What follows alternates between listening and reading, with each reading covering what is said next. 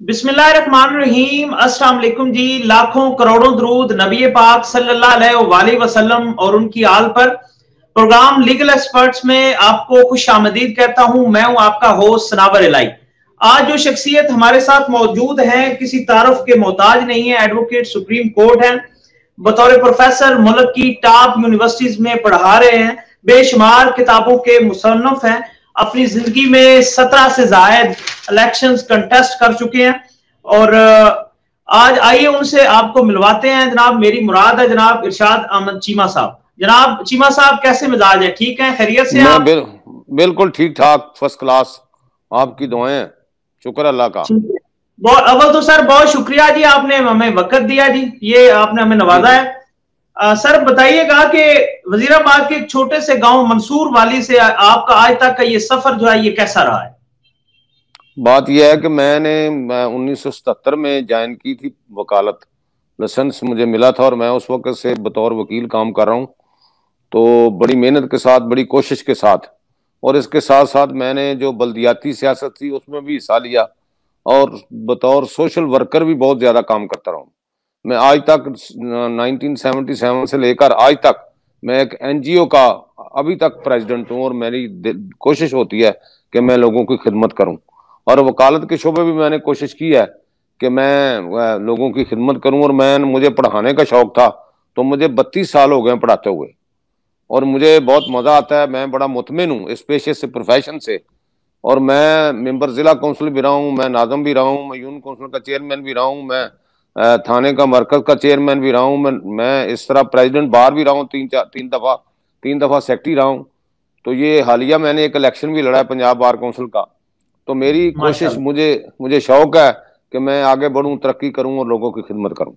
तो ये मेरा इशारा है, इस वजह से मैं यहाँ तक आया हूँ। और मैं जी आप माशाल्लाह सिविल लॉ के बेताज बादशाह हैं जनाब। तो सर बताइएगा सिविल लॉ क्या चीज है और इसका स्कोप क्या है? देखे ना जी, लॉ की दो ब्रांचें, एक है क्रिमिनल और एक सिविल। जिन लोगों ने सिविल मैटर्स में अपने राइट्स लेने हैं उनको सिविल लॉ की तरफ रुजू करना पड़ता है।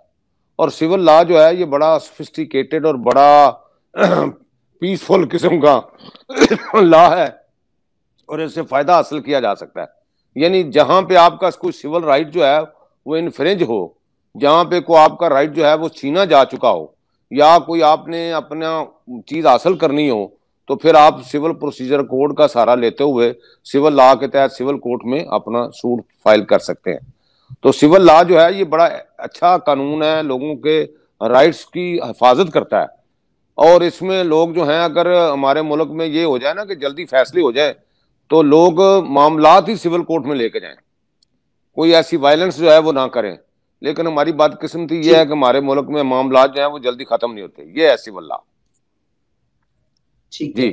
अच्छा सर ये बताइएगा कि साइलिन का कोर्ट कचहरी और वकला से इत्मीनान उठता जा रहा है, यूं कह लें कि जो कचहरी का धंधा है वो बंद हो रहा है, तो इसकी सर क्या वजह है? बिल्कुल आप दुरुस्त फरमा रहे हैं। इसमें ज्यादातर तो हमारा कसूर है वकला साहबान का।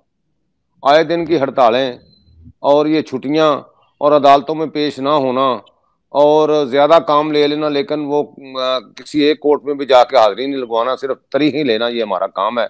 एक तो ये मामला है। अगर लोगों का एतमाद हो कोर्ट्स पे और फैसले जल्दी हो जाएं, तो फिर किसी को क्या जरूरत है कोई और तरीकाकार इख्तियार करने की, या वायलेंस करने की, या कानून को हाथ में लेने की।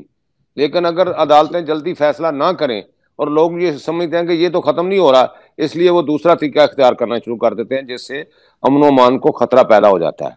तो मैं यही सजेस्ट करूंगा कि अगर वकला साहबान की हड़तालें खत्म हो जाए और अपनी जिम्मेदारी महसूस करें और अदालतों की अगर तादाद बढ़ जाए, क्योंकि केसेस की बहुत ज्यादा तादाद होती है, एक जज कितने फैसले कर सकता है एक दिन में। ये तो गवर्नमेंट को चाहिए कि अदालतें ज्यादा से ज्यादा बनाए और सहूलतें मुयसर करे और जज जो है वो बड़े इत्मीनान के साथ, अपने सुकून के साथ काम कर सकें और केसों का फैसला कर सकें। तो ये सबसे बड़ी वजह इत्मीनान ना खराब होने की जो है लोगों का, वो है डिले, केसेस में डिले होना। अगर ये ताखीर खत्म हो जाए तो फिर लोगों का इत्मीनान और ज्यादा बढ़ सकता है कोर्ट्स पे। तो ये है इसमें असल वजह, जिसकी वजह से इत्मीनान नहीं बढ़ रहा। साहिल की दो नस्लें जो है वो जलील होकर रह जाती हैं, तो इसमें सर क्या खामियां प्रोसीजर में कि ये इतना केस लंबा हो जाता है? بات یہ ہے کہ پروسیجر جو ہے اس میں کوئی اتنی خامیاں نہیں ہوتی، 2 3 4 خامیاں ہیں جس میں وہ کوشش کر رہی ہے گورنمنٹ. آج کل تو بڑی ترامیم آئی ہیں. ایک 2018 میں ترمیم آئی تھی مارچ کے مہینے میں، پھر اگست کے مہینے میں ترامیم آئی، اب حالیہ ترامیم آئی ہیں یہ 10 فروری 2021 کو. مقصد صرف اس کا یہی ہے کہ جتنی جلدی ممکن ہو کیس کا فیصلہ.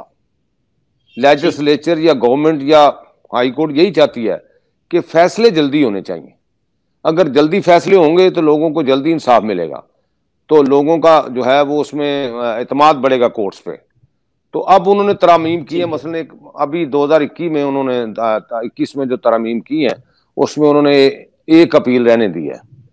یعنی آگے تو 2 اپیلیں تھیں نا، ایک فرسٹ اپیل ہوتی تھی، ایک سیکنڈ اپیل ہوتی تھی.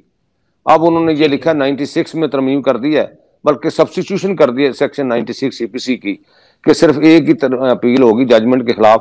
وہ کہاں جائے گی؟ صرف ہائی کورٹ میں. اور اس کے بعد اگر کوئی جانا چاہتا ہے تو پھر سپریم کورٹ میں جائے.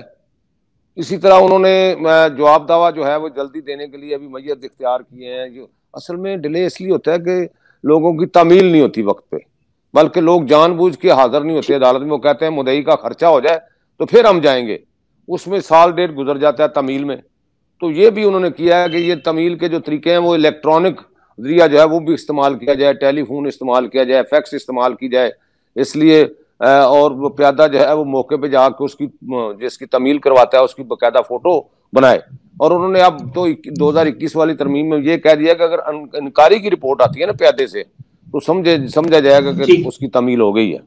تو یہ کوشش تو کر رہی ہے گورنمنٹ مختلف ترامیم کر کے کہ جو پروسیجر ہے وہ زیادہ آسان ہو اور فیصلہ جلدی سے جلدی ہو جائے. یہ وجوہات ہیں اس میں. اچھا چیمہ صاحب یہ بتائیے گا کہ حق شفا کیا ہے، اور اب ایک زمین پہ کس کا حق ہے؟ یہ کوئی اتنا مشکل سوال تو نہیں ہے، پھر بھی اس کا سر جواب ڈھونڈنے میں سالوں کیوں لگ جاتے ہیں؟ اصل میں حق شفا سے مراد یہ اس کو کہتے ہیں پری ایمپٹ کرنا. پری ایمپٹ سے مراد ہے کہ وہ بندہ یہ کہتا ہے یہ زمین خریدنے کا میرا حق تھا کیونکہ میں اس میں کو شیرر ہوں، یا یہ جو ہے میں اس میں خلیط ہوں، یعنی میں اس میں ہمسایہ تھا، اس کا میرے ہمسایہ میں یہ نیبر میں میری پراپرٹی ہے، یا میرا اس میں جو اس کی سہولیات ہے مگر کھالا یا راستہ وہ مشترکہ ہے، تو یہ پراپرٹی مجھے ملنی چاہیے تھی، میں نے خریدنی تھی. تو اس لیے وہ اگر کوئی اور بندہ خرید لیتا ہے تو وہ اس پہ اپنا رائٹ رکھتا ہے کہ وہ اس کے دعویٰ کر کے وہ پراپرٹی اس سے لے لے اور وہ جو قیمت اس نے ادا کیا وہ اس کو ادا کر دے. تو اس کو کہتے ہیں پریمپشن. اب پریمپشن کے رائٹس کیا ہیں؟ ایک تو جس کا کھاتا مشترکہ ہے اس کا سب سے پہلا رائٹ ہے. اس کے بعد جس کا کھالا اور راستہ مشترکہ ہے اس کا بھی رائٹ بن جاتا ہے. یا اگر دونوں میں کوئی رائٹ نہ بنتا ہو تو جس کی پراپرٹی ایڈجیسنٹ ہو، ایڈجیسنٹ سے مراد ہے کہ بالکل قریب ساتھ لگتی ہو، تو وہ بھی بندہ جو ہے رائٹ آف پریمپشن استعمال کر سکتا ہے. تو یہ ایک دعویٰ کرنا پڑتا ہے سول کورٹ میں. اس کا باقاعدہ طلبات ہیں، 3 طرح کی طلبات ہیں، ان کو پورا کرنا پڑتا ہے. اس میں طلب مواسبت ہے، طلب اشہاد ہے، اور پھر دعویٰ کی صورت میں طلب خصومت کی جاتی ہے. اور وہ دعویٰ جو ہے وہ سول کورٹ میں فائل کیا جاتا ہے، اور اس میں 1/3 جو ہے ٹوٹل پرائس جو اس نے ادا کی ہوتی ہے وینڈر نے، وینڈی نے جس نے خریدا ہو، وہ کورٹ میں ودن 30 days جمع کروانا پڑتی ہے. اس کے بعد یہ دعویٰ جو ہے یہ چلتا ہے، تو اس کے بعد کورٹ جو ہے اس کو ڈگری کر سکتی ہے. تو یہ رائٹ ہے ہر بندے کا، جس کا بنتا ہو اگر وہ شریک کھاتا ہے تو وہ دعویٰ کر سکتا ہے، اگر وہ نیبر ہے تو وہ بھی کر سکتا ہے، اگر اس کا کھالا یا راستہ مشترکہ تو وہ بھی کر سکتا ہے. تو یہ ایک اسٹیچوٹری رائٹ جو ہے وہ قانون کے تحت، یہ 1991 کا ایک قانون ہے حق شفا کا، پنجاب پریمپشن ایکٹ، اس کے تحت یہ رائٹس جو ہیں وہ دیے گئے ہیں. تو ان کو استعمال کیا جا سکتا ہے اگر کوئی کرنا چاہے تو. یہ صورتحال ہے. اچھا چیمہ صاحب جو یہ حالیہ سی پی سی میں امینڈمنٹس آئی ہیں، ٹھیک ہے، اور اس میں بھی کوئی پروسیجر کو کیس جو ہے وہ جلدی مکمل کیا جائے، تو ایک تو سر ان کے بارے میں بتائیے گا، اور دوسرا جس میں وکلاء ہمارے بھائیوں نے بھی کافی اس کی مخالفت بھی کی ہے، تو ایک تو سر اس کے بارے میں تفصیل سے بتائیے گا. دوسرا یہ کہ کیا اس سے بھی کچھ فرق پڑے گا یا بس روٹین ہی ہے؟ ایک بات یہ ہے کہ امینڈمنٹس ہمیشہ ہوتی رہتی ہیں. ضابطہ دیوانی میں کوشش کی جاتی ہے کہ مقصد اس کے پیچھے جو وزڈم ہے نا، اور جو مقصد ہے، جو اس میں فلسفی ہے، وہ یہی ہے کہ کیسز کا جتنا جلدی فیصلہ ہو سکے اس کے لیے یہ پروسیجر کو آسان کیا جاتا ہے، اس کو مختصر کرنے کی کوشش کی جاتی ہے. تو ترامیم تو ہمیشہ اچھی ہوتی ہیں اور وہ for the welfare of the people ہی ہوتی ہیں، اس میں کوئی ایسی بات نہیں ہوتی. لیکن بعض اوقات ترامیم کی وجہ سے، یعنی موجودہ جو اب ترامیم جس کے بارے میں ہڑتالیں ہوتی رہی ہیں، اس میں ٹھیک ہے ترامیم اچھی ہیں کہ مدعا کو کاپی جانی چاہیے اسی دن پہلے دن ہی دعوے کی، یا جو اس کی سروس کا طریقہ کار ہے وہ آسان بنانا چاہیے، یا جواب دعویٰ جو ہے وہ جلدی سے جلدی عدالت میں پیش کر دینا چاہیے تاکہ ڈیلے نہ ہو، یا اسٹے اپلیکیشن جو ہے، اب دیکھیں نا بڑی یہ ستم ظریفی ہے کہ اگر کسی کو بندہ اسٹے اپلیکیشن دیتا ہے یعنی انجنکشن کی ٹیمپریری کی، تو بعض اوقات اس پہ 2 سال لگ جاتے ہیں اس کا فیصلہ ہونے میں، اور کیس مین کیس اسی طرح پڑا رہتا ہے، جس کی وجہ سے کیا ہوتا ہے کہ لوگ جو ہیں وہ انتظار کرتے رہتے ہیں اور کیس جو ہے وہ 4-5 سال پہ چلا جاتا ہے۔ اگر اسٹے اپلیکیشن کا فیصلہ رکاوٹ نہ ہو مقدمے کے چلنے میں تو پھر جلدی فیصلہ ہونے کا امکان ہو سکتا ہے، تو اس لیے انہوں نے ترامیم کر کے یہ کہا کہ جو اپلیکیشن ہے اسٹے کی وہ علیحدہ چلتی رہے لیکن مین کیس جو ہے وہ اپنی جگہ پہ چلتا رہے تاکہ اس میں کوئی رکاوٹ نہ پیدا ہو۔ اس طرح کی ترامیم کی ہیں، ترامیم تو بہتر ہیں۔ اب 2021 والی بھی ترامیم کی ہیں، ان کے بارے میں میں علیحدہ بات کروں گا، یہ بڑی لمبی چوڑی ترامیم ہے۔ یہ انہوں نے ضابطہ دیوانی میں، یعنی میں نے پہلے بھی عرض کیا ہے کہ اس میں انہوں نے کہہ دیا کہ اپیل ہی ایک ہوگی جو ہائی کورٹ کو ڈائریکٹ کی جائے گی کوئی بھی فیصلہ، اور اس میں انہوں نے ترمیم کر کے یہ بھی کہہ دیا ہے کہ جو دعویٰ 50 لاکھ روپے کا ہوگا نا جی، 50 لاکھ روپے کی مالیت کا دعویٰ ہوگا وہ سول جج سنے گا، اور اس سے اوپر والا جو دعویٰ ہے وہ ڈسٹرکٹ جج کو انہوں نے اختیار دیا کہ وہ سنے گا۔ یعنی پہلے تو یہ تھا نا کہ سول جج فرسٹ کلاس کو انلمیٹڈ پاورز تھیں کہ وہ جتنی مرضی مالیت کا دعویٰ وہ سن سکتا ہے، لیکن اب انہوں نے کیٹیگرائز کر دیا ہے، ایک دعویٰ جو ہے وہ 50 لاکھ کی مالیت کا وہ سول کورٹ سنے گی، اور دوسرا دعویٰ جو ہے وہ ڈسٹرکٹ جج کو پاور دے دیا کہ وہ سنے گا جو 50 لاکھ کے اوپر ہوگا، اور اپیل جو ہے وہ ایک ہی ہوگی، وہ صرف اور صرف ہائی کورٹ میں جائے گی۔ تو اس طرح ترامیم کر کے لیجسلیچر جو ہے وہ کوشش کر رہی ہے کہ کسی طرح ضابطہ دیوانی میں خاص طور پر جو دیوانی کیسز لمبے ہوتے ہیں ان میں کم سے کم وقت لگے، اور اس میں ایک انہوں نے یہ کیا کہ اپیل جو ہے وہ 90 ڈیز میں ہائی کورٹ نمٹانے کی پابند ہوگی، یعنی 30 ڈیز میں ہائی کورٹ میں اپیل دائر ہوگی۔ پہلے ہائی کورٹ میں اپیل دائر کرنے کے 90 دن تھے، اب انہوں نے میعاد جو ہے وہ 30 دن کر دیا، اور اس کے ساتھ یہ کہہ دیا ہے کہ ہائی کورٹ میں اگر اپیل جائے گی تو ہائی کورٹ اس کو 90 دن کے اندر اندر نپٹائے گی۔ تو اس طرح کی کوشش کرتی رہتی ہے لیجسلیچر تاکہ فیصلے جو ہیں وہ جلدی ہو سکیں۔ تو ترامیم ہمیشہ ہی اچھی ہوتی ہیں، اور ترامیم کے پیچھے کوئی بات لکھی نہیں ہوتی، نہ کوئی ایسا بات ہو۔ ترامیم کا مقصد یہی ہوتا ہے کہ جسٹس جو ہے وہ جلدی سے جلدی سپیڈی جسٹس جو ہے وہ دیا جائے، ڈیلیڈ جسٹس سے کوشش کی جاتی ہے بچا جائے، تو یہ اس کے پیچھے تھا فلسفہ۔ جی اور اچھا چیمہ صاحب، میرا جو اگلا سوال ہے وہ آپ کے جواب سے ہی میں نے نکالا ہے، اسٹے آرڈر کے حوالے سے بات ہوئی ہے۔ چیمہ صاحب، اس کا آج کل بڑا مس یوز ہو رہا ہے، ایک بندہ کوئی اپنی کنسٹرکشن کرنا چاہتا ہے، کوئی اپنی روٹین کی ایکٹیویٹی کرنا چاہتا ہے، ایک بندہ جس کا ڈائریکٹلی کوئی کنسرن بھی نہیں ہوتا وہ اسٹے لے کے آ جاتا ہے، تو اس سے مطلب مسائل بڑے خراب ہوتے ہیں۔ آپ کیا کہنا چاہیں گے سر؟ دیکھیں نا جی، یہ حکم امتناعی جو ہے نا، اس کو حکم امتناعی عارضی کہتے ہیں، یہ آرڈر 39 رول 1-2 کے تحت دیا جاتا ہے، یا سیکشن 151 کے تحت بھی دیا جا سکتا ہے۔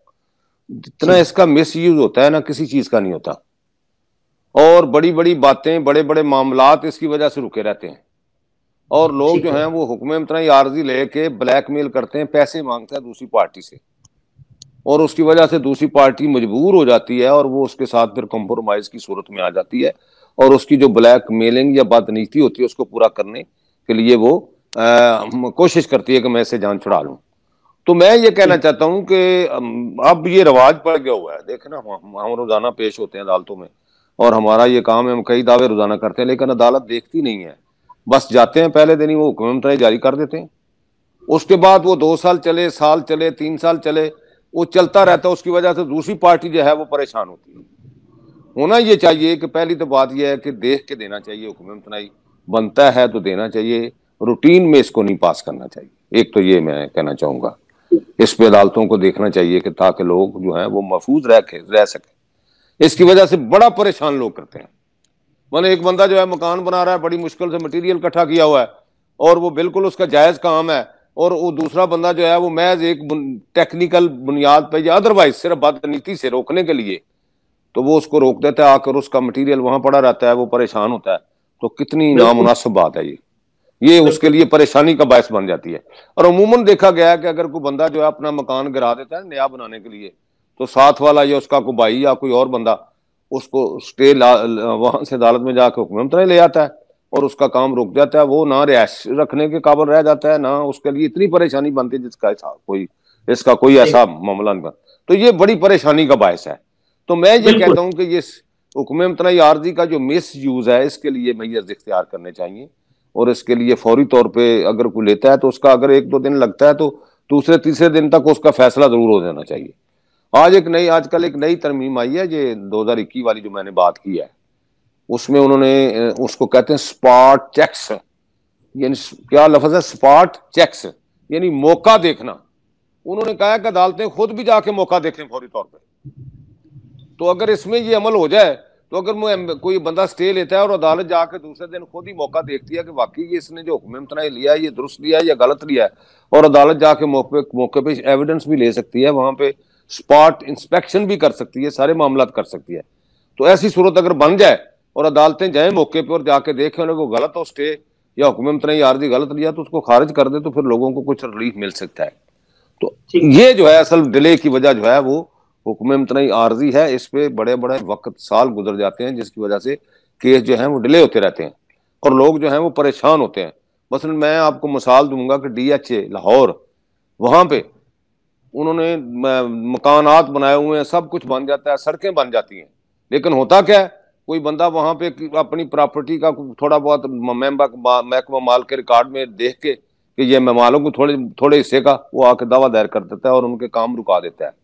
سڑکیں بننا رک جاتی ہیں صرف بلیک میلنگ کے لیے کہ مجھے کوئی فائل یہاں سے مل جائے، مجھے کوئی یہاں سے پیسے مل جائیں. تو میں یہ کہنا چاہتا ہوں کہ اس کا بہت ہی غلط استعمال ہو رہا ہے.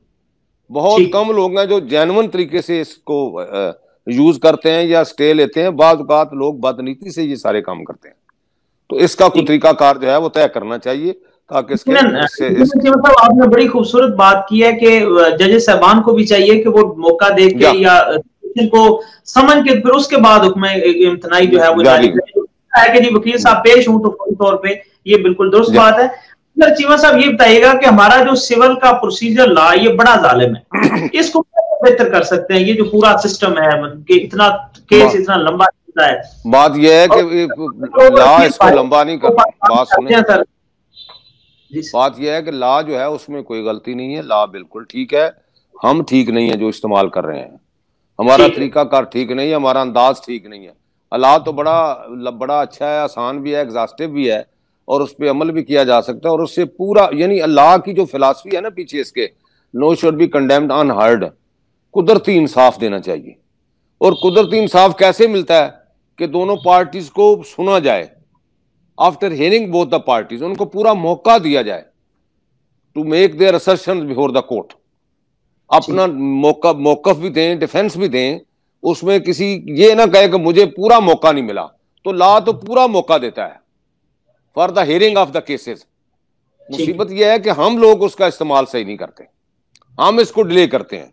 اگر ہم وقت پہ جناب جواب دعویٰ دے دیں، وقت پہ اپنی دونوں پارٹیز اپنی ایویڈنس دے دیں اور وقت پہ آرگومنٹس کر دیں کیسز میں، تو دی ججز are bound to decide the cases immediately, جلدی فیصلہ کرنے کے وہ پابند ہے. تو یہ پارٹیز بھی ایسا کرتی ہیں، وہ بھی کوآپریٹ نہیں کرتی، صرف دعویٰ کر دیتے ہیں، وہ اپنی ایویڈنس نہیں لاتی. اسی طرح عدالتیں بھی جو ہیں وہ بہت زیادہ کام ان کے پاس، وہ کتنا کام نپٹائیں. تو یہ ہماری ڈسپلن یا ہمارے سسٹم کی غلطی ہے. لا ہمیشہ یہی کہتا ہے کہ لوگوں کو انصاف اچھے طریقے سے ملے. اور یہ ضابطہ دیوانی آپ لوگ بات کرتے ہیں کہ پتہ نہیں یہ ظالم ہے یا کیا ہے، میں نہیں کہتا کہ یہ ظالم ہے، بلکہ یہ بہت اچھا قانون ہے. یہ لوگوں کے رائٹس کو پروٹیکٹ کرنے کے لیے بہت صحیح پروسیجر انہوں نے بنایا ہوا ہے، اور وہ کہتا ہے کہ اس پہ عمل کیا جائے ان لیٹر اینڈ اسپرٹ. کسی کے ساتھ بے انصافی نہیں ہونی چاہیے، لیکن اس پہ عمل نہ کرنا یا اس کو لمبا کرنا یا اس کو ایک ایسا قانون بنا دینا کہ یہ ظالمانہ اس کو کہا جا سکے، وہ ہمارا اپنا کریکٹر ہے، ہمارا اپنا کنڈکٹ ہے لیٹیگینٹس کا اور وکلا صاحبان کا، اور خاص طور پہ عدالتیں بھی اس میں شامل ہیں. لیکن پروسیجر کبھی بھی خراب ایسا نہیں ہوا، نہ بھی اس میں کوئی ایسی بات ہوتی ہے. ہمیشہ انسان کا قصور ہوتا ہے جو اس پہ عمل نہیں ہونے دیتا. تو یہ اس میں صورتحال ہے. تو ضابطہ دیوانی جو ہے یہ بڑا حملہ ہے.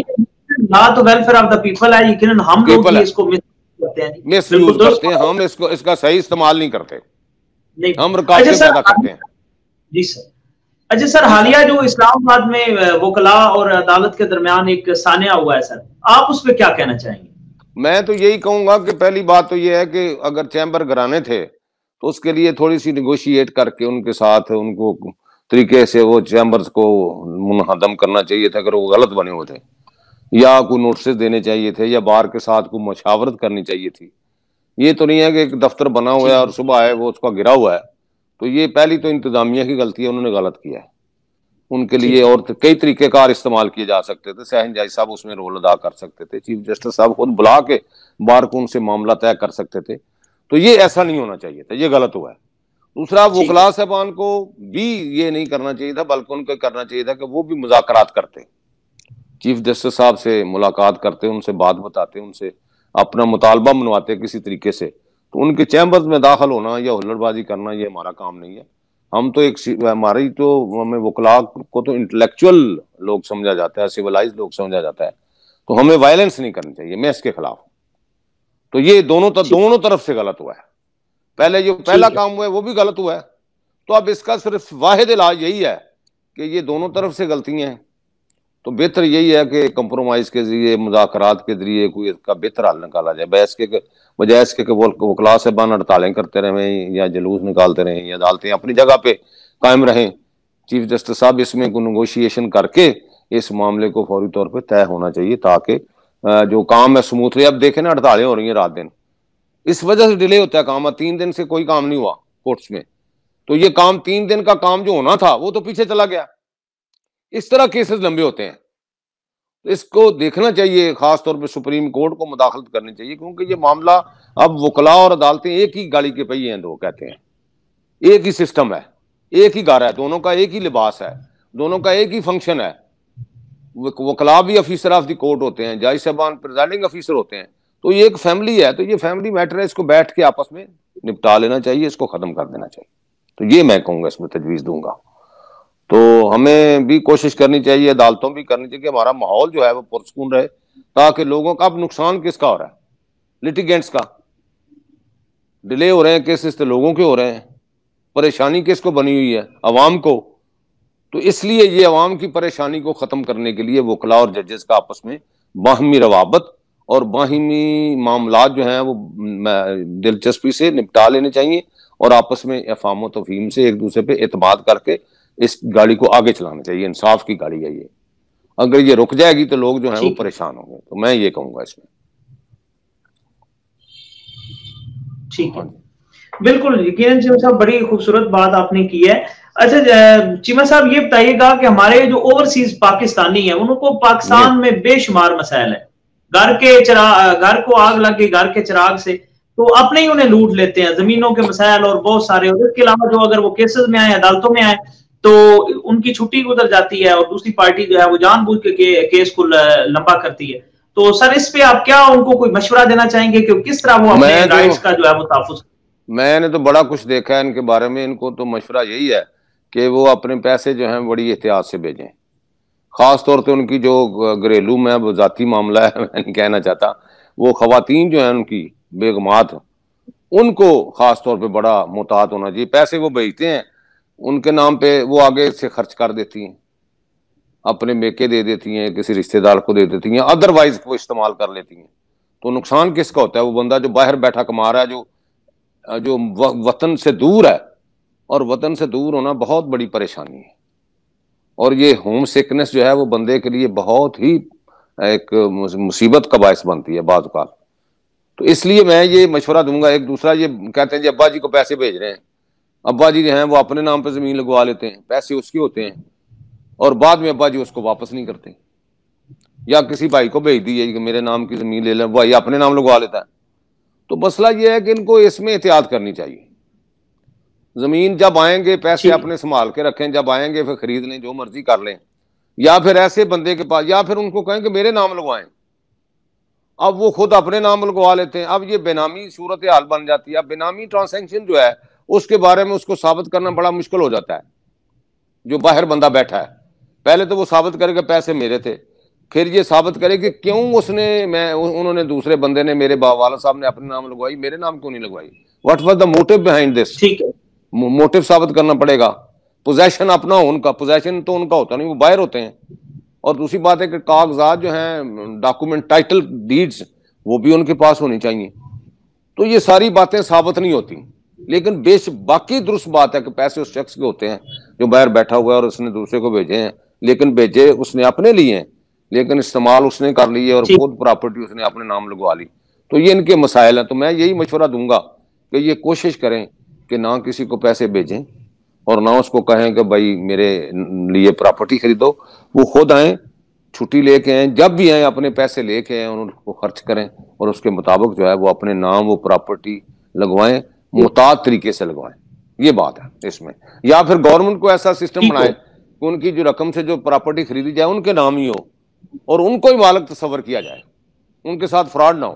تو میں نے عام طور پہ دیکھا ہے کہ جو لوگ بائر ہیں ان کے ساتھ فراڈ ہو جاتا ہے اور ان کے لیے ایک پیسے بھی ان کے ہوتے ہیں، دوسرا جو ان کی کمائی ہوتی ہے وہ غرق ہو جاتی ہے، تو جس سے ان کے لیے پریشانیاں اور مصیبتیں پیدا ہوتی ہیں.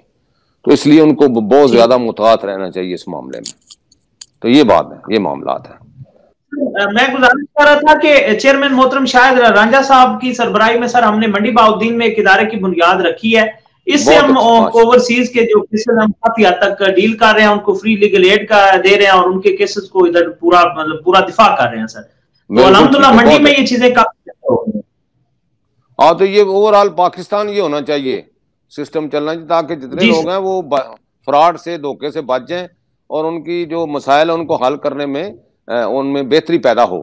تو یہ بہت ضروری ہے. بلکہ یہ پنجاب لیول پہ آپ بنائیں، آپ ڈسٹرکٹ میں بنائیں، اس کی برانچیں بنائیں تاکہ اوورسیز والے جو ہیں وہ ان کے اب رائٹس جو ہیں وہ بچ جائیں، ان کی پراپرٹیز محفوظ ہو سکیں. اور ان کے لیے کوئی طریقہ کار تجویز کرنا چاہیے، یعنی وہ کہ جو بھی پیسہ بھیجیں وہ ان کے نام ہی ہم نے اسے ٹیسٹ جو ہے وہ اپنے ڈسٹرکٹ کی حد تک کیا ہے تاکہ فردر اس کو سر ہم جو ہے انشاءاللہ ایکسٹینڈ کریں گے. اچھی بات ہے. تو الحمدللہ یہاں پہ پذیر آئی ہے. جی ماشاءاللہ بہت اچھی بات ہے، ہونا چاہیے.